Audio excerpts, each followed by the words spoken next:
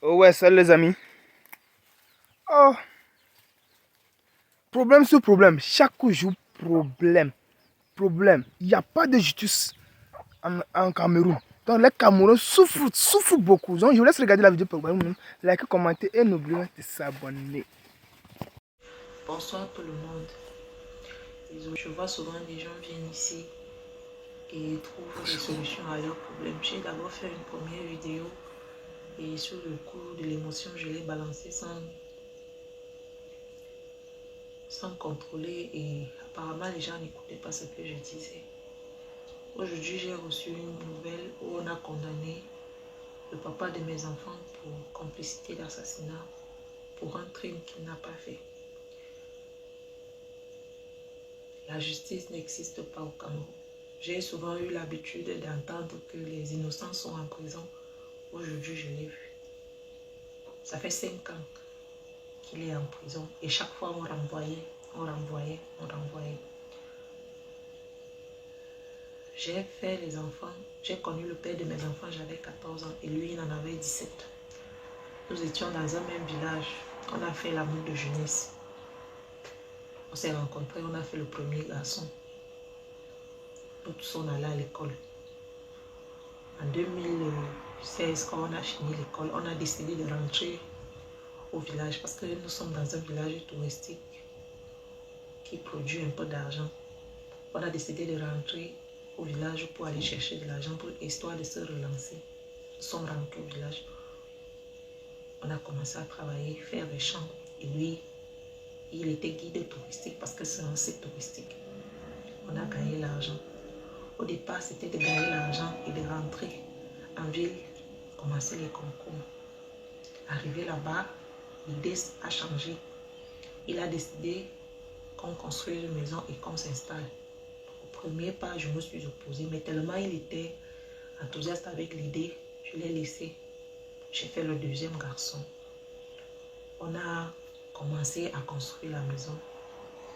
Ça a commencé des mouvements. Ils ont un site touristique, c'est son père qui est le gérant. Et il y a une dame dans ce village qui est en concurrence avec son père. Elle aussi, elle a construit son site. Donc, il y a des malentendus.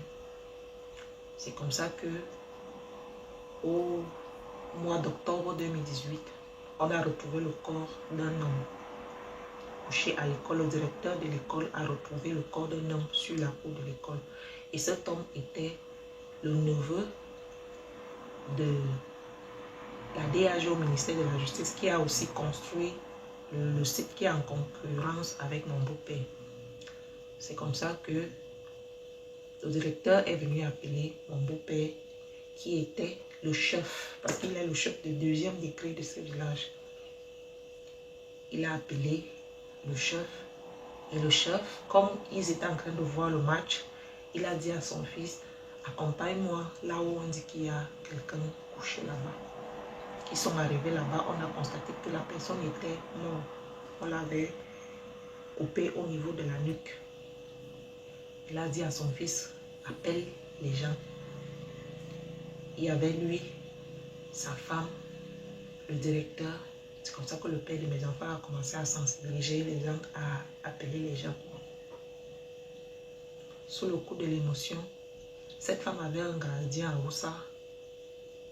On a commencé là, est-ce que c'est la bicycle que tu portais? Tout portait à croire que c'est ce gardien qui avait tué le monsieur en question parce qu'ils avaient eu des discussions. C'est comme ça que, à notre grande surprise, quand on vient arrêter les gens le lendemain, parce qu'on était parti avec la Roussa en question, on arrête les gens le lendemain, on arrête la grande sœur de mon beau-père. Pourquoi? Parce que cette dernière nourrissait la victime en question. Et la victime était le genre, c'était un monsieur âgé. Quand je parlais de neveu, ce n'était pas un enfant, c'était un monsieur âgé peut-être de 66 ans, mais qui avait des problèmes mentaux. Et la grande sœur de mon beau-père l'aidait, comme elle vendait la nourriture, on pouvait l'envoyer puiser de l'eau, on lui donnait à manger. Mon beau-père s'est donc fâché que comment une personne qui nourrissait quelqu'un qui était ici au village, il tombait partout, vous le prenez, vous le mettez en prison. Il a donc écrit une lettre au ministère parce qu'il y avait d'abord des conflits entre eux concernant les sites. C'est comme ça que les problèmes ont commencé avec mon beau-père et cette femme. Ils ont commencé les tiraillements. Et cette femme l'a envoyé la nouvelle que je vais te frapper là où ça te fait le plus mal. C'est comme ça qu'en 2019, en juillet 2019, on envoie la convocation au papa de mes enfants, qui n'était même pas là, qui était juste là quand son père l'avait dit, va m'accompagner là où on dit qu'il y a quelqu'un couché là-bas. C'est comme ça qu'il sera. Or, il sera dans le bureau du juge d'instruction. Ce n'était même pas au commissariat. 1 an après les premières détentions, il est arrivé, on lui a remis sa carte. Peut-être de 10h jusqu'à 16h, il était assis, on ne lui a pas posé de questions. Et puis on l'a fait entrer dans le bureau du juge d'instruction. On lui a posé la question, c'est vous le fils du chef?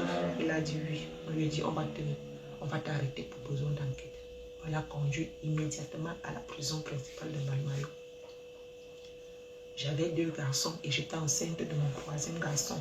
J'étais enceinte de 2 mois. C'est comme ça que le papa de mes enfants s'est retrouvé en prison en 2019, le 30 juillet 2019. Quand la nouvelle est apparue, son père a recommencé les démarches, aller au ministère. Tout était vain. S'il écrivait même une lettre au ministère, quelque part, cette femme revenait avec la lettre au village. Elle venait lire pour se moquer. Elle a commencé à monter des gens. Des gens ont commencé à faire des faux témoignages. Chaque jour, on a renvoyé. Depuis juillet 2019, on a renvoyé. Le mois passé, on a mis en délibéré parce qu'on n'a pas fait d'autopsie à ce corps. On n'a jamais retrouvé les assassins. Mais elle a fait enfermer 11 personnes. 2 sont décédés. Ils sont restés 9.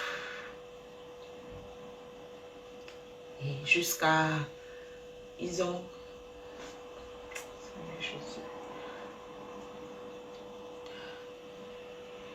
délibéré le mois passé. On avait espoir. Et aujourd'hui, la sentence est tombée. Ils sont déclarés coupables pour complicité d'assassinat. Je sais que les gens viennent avec les histoires ici, là, et obtiennent les réponses. Je me suis occupée des enfants par la grâce de Dieu. Tellement c'était difficile au Cameroun, mon frère s'est battu. Mon frère a obtenu le prêt. Je suis venue, il m'a envoyé, je suis en Chypre. Je me bats nuit et jour, c'est pas facile ici. Mais j'avais quand même espoir que le père de mes enfants peut sortir. À 2, on pourra se battre. Je voudrais vraiment demander où on condamne des gens sans preuve. Parce que je peux poser ma tête. Cet homme, il est parti en prison, il avait 29 ans. Aujourd'hui, il en a 34. C'est quelqu'un de très social. Quelqu'un qui n'a même jamais fait la cellule.